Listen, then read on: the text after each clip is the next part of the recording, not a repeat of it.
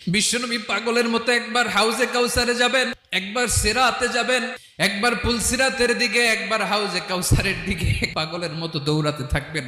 তার কোনো গুনাহগার উম্মত যাতে জাহান্নামে ঢুকে না যায়। কিয়ামতের ময়দানে ওই বিভীষিকাময় সময়ে মুসিবতের কালে মানুষগুলো পাগল হয়ে বিশ্বনবীকে খুঁজতে আরম্ভ করবে। সবাই মিলে বিশ্বনবীর কাছে যেয়ে বলবে, ইয়া রাহমাতাল লিল আলামিন, দেখেন আমাদের কি অবস্থা, কি কঠিন বিপদে আমরা আছি, দাঁড়াতে পারি না, সূর্যের আলোতে ঘেমে হয়রান। বিশ্বনবী মাকামে মাহমুদে যে আল্লাহু আকবার বলে সিজদায় লুটিয়ে পড়বেন, বিশ্বনবী এমন ভাবে অজর দ্বারায় সিজদায় লুটিয়ে পড়ে কাঁদবেন, রব্বুল আলামিনের রহমতের দরিয়ায় জোশ লেগে যাবে। রব্বুল আলামিন এই দৃশ্য থেকে সহ্য করতে পারবেন না। রব্বুল আলামিন বলবেন, ইয়া মুহাম্মদ ইরফা রাসাক, ও নবী আপনি মাথা তোলেন, আপনার কান্না আমি সহ্য করতে পারি না, আজকে আপনি যা চাবেন তাই দেব। ওয়াশফা তুশাফা, যার জন্য সুপারিশ করবেন তার সুপারিশ কবুল